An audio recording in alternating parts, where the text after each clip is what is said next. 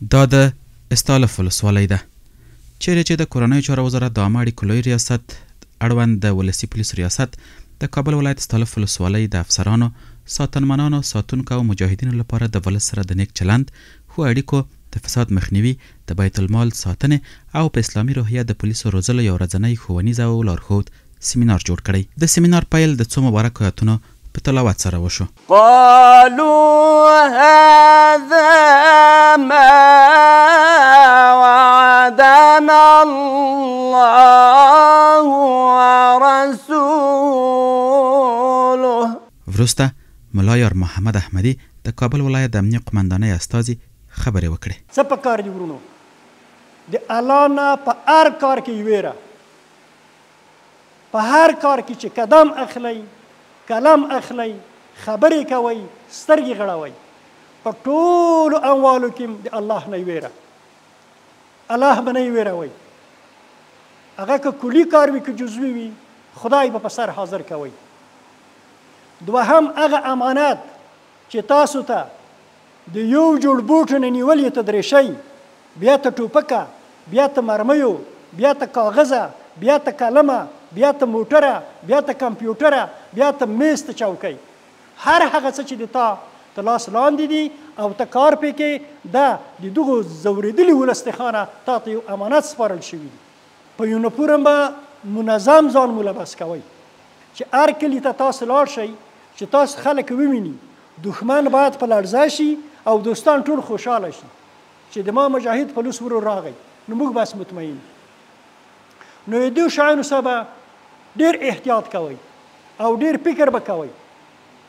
دوهم تاسو ته به یو څوک په نامه د مجرم معرفي کېږي، عریضه به کېږي چې احمد د محمود زوی په فلاني کلي کې یا په اوبو په زراعت باندې جګړه کړې یا نور لفظي شخړه راغلي، عریضه به تاسو ته کېږي.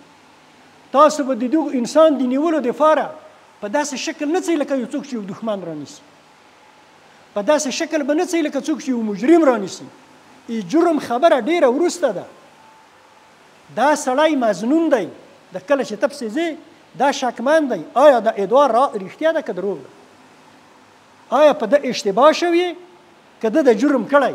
نو دلته ما او تا ته دا صلاحیت نشته او دا جرأت نشته، دا وظیفه نشته چې په دو بالفعل په ورتګ کې موږ د مجرم نوم کېږي. قرآن عظیم شان آیات دی چې د چا کور ته به په خپل سر نه ورځي، دروازه به ټکوې، د کور د چښتنه به اجازه اخلي، که اجازه یې درنه که بیرته به راځي، خو شرایطو ته په کتو که حالت وخیم وه، ضرور وه، بیا الحمدلله موږ تاسو عمرا شته، موږ تاسو علما شته، دغه نه بالفعل موږ تاسو هدایت خستی شو چې دا کور اجازه نه راکوي. څنګه وکړو؟ هغلته دښمن پټ وي، هغلته قاتل پټ وي، هغلته بله کیسه وي، هغه بیا ځان ته بس دی، ځان ته باب دی، ځان ته خبره ده. نو په داسې عادي مسایلو کې به مجاهدینو ډېر د ځانو څخه فکر کوي. ورپسې شیخ عبدالباسط نسیمي د ولسي پولیسو استازي خبرې وکړې او منصوبین او مسئولین یې خپلو دندو ته ځیر کړل. اگر از طریق مجاهدین پاک فطرت، پاک عقیده، پاک ایمان خداوند متعال مفسدین دفع نکند، زمین کلش فاسد می شود.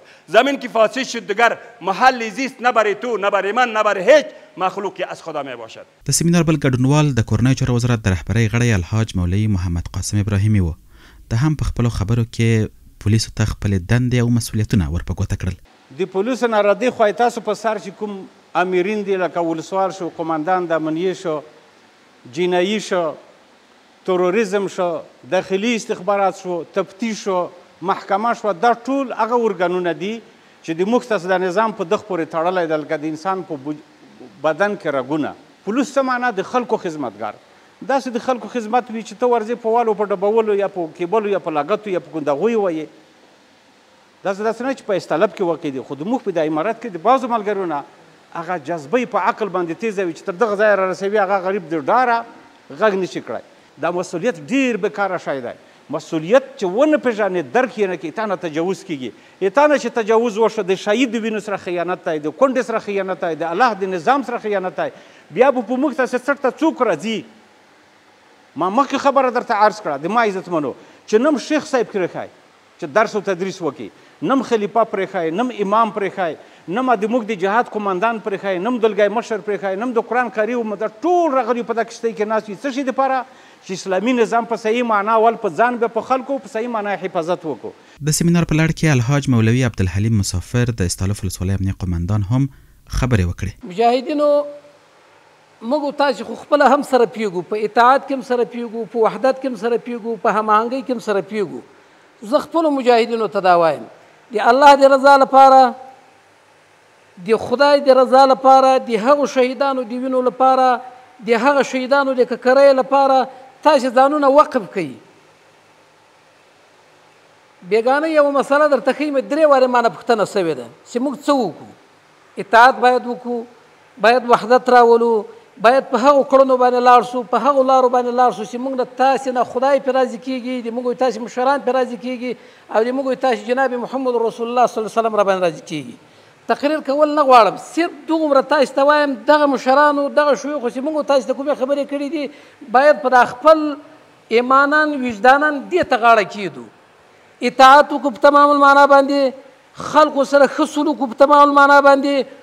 مجرم ته چې ورسو هغه جرم یې چې کړی وي جرم خو ثابت نه ده تر هغه وخته پورې تر څو چې دلته پوښتنې ترې ونه شي، تر څو چې قضا محکمه خبره پرې ونه کړي، باید ښه سلوک سره وکړو، خپلو کارونو ته متوجه سئ، ښه متوجه سئ. دا د شیوخو خبرې مو واورېدلې، الله جل جلاله دې دوی په عمرو کې برکات واچوي، خدای جل جلاله دې دوی د موږ له سره نه کموي. یاد یو ورځنی سیمینار د دعا په کولو سره پای ته ورسید.